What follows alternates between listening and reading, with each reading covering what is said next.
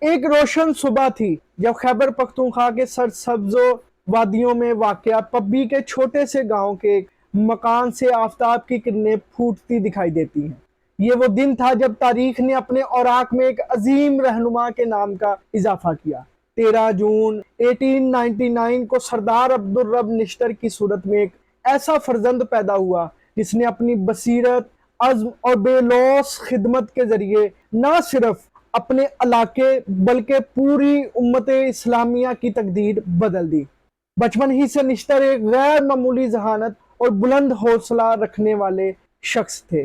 ان کی آنکھوں میں علم کی روشنی اور دل میں انصاف کا جذبہ موجزن تھا۔ ان کے والد سردار عبدالحق خان نشتر نے انہیں دینی اور دنیاوی تعلیم کے زیور سے آراستہ کیا تاکہ وہ مستقبل میں ایک نئے روشن ستارے کی مانند اپنے ارد گرد کی تاریکیوں کو منور کر سکے۔ یہ وہ وقت تھا جب ہندوستان کی فضائیں آزادی کے نعروں سے گونج رہی تھی تاکہ وہ مستقبل میں ایک روشن ستارے کی مانند اپنے ارد گرد کی تاریکیوں کو منور کر سکے۔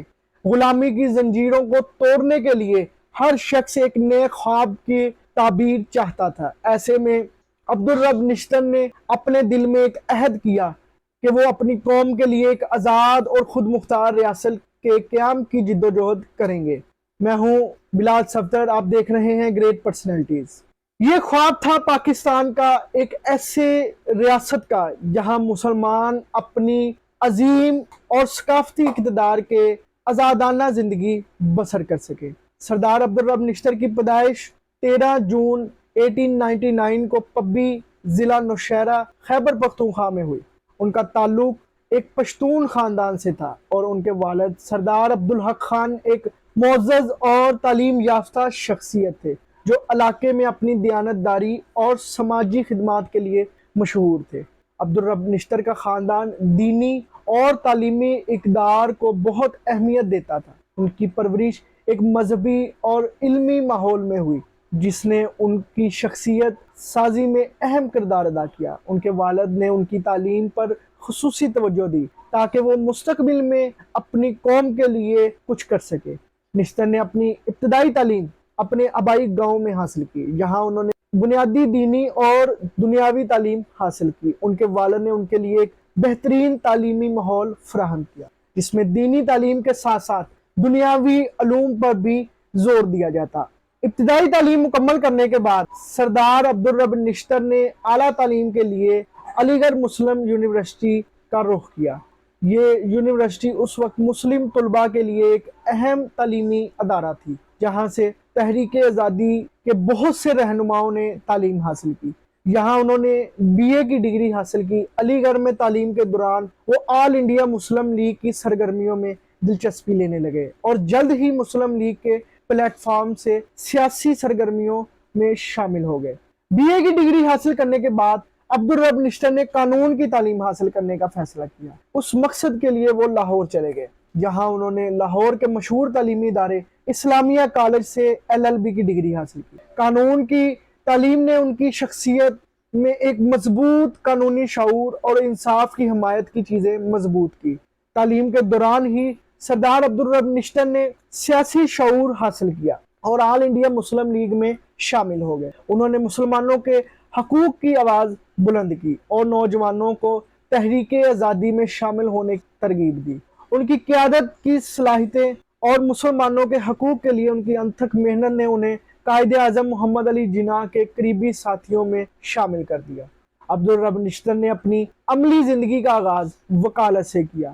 قانون کی ڈگری حاصل کرنے کے بعد وہ پشاور میں بطور وکیل کام کرنے لگے۔ وکالت کے دوران انہوں نے مسلمانوں کے حقوق کے لیے قانونی جنگ لڑنے کا آغاز کیا۔ ان کی قانونی صلاحیتوں اور عوامی خدمت کے جذبے نے انہیں جلد ہی ایک معزز وکیل اور سماجی رہنما بنا دیا۔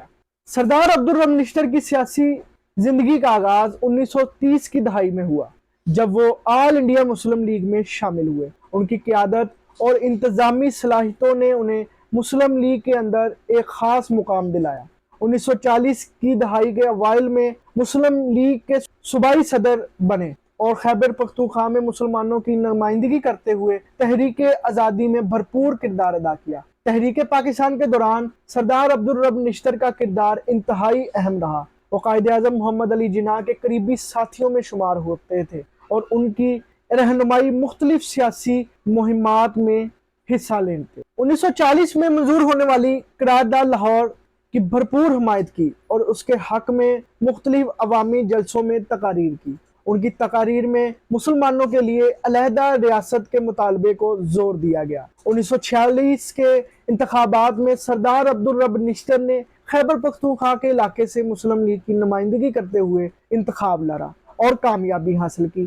اس انتخابی فتح نے مسلم لیگ کو شمال مغربی سرحدی صوبے میں اپنی جڑیں مضبوط کرنے میں مدد فراہم کی۔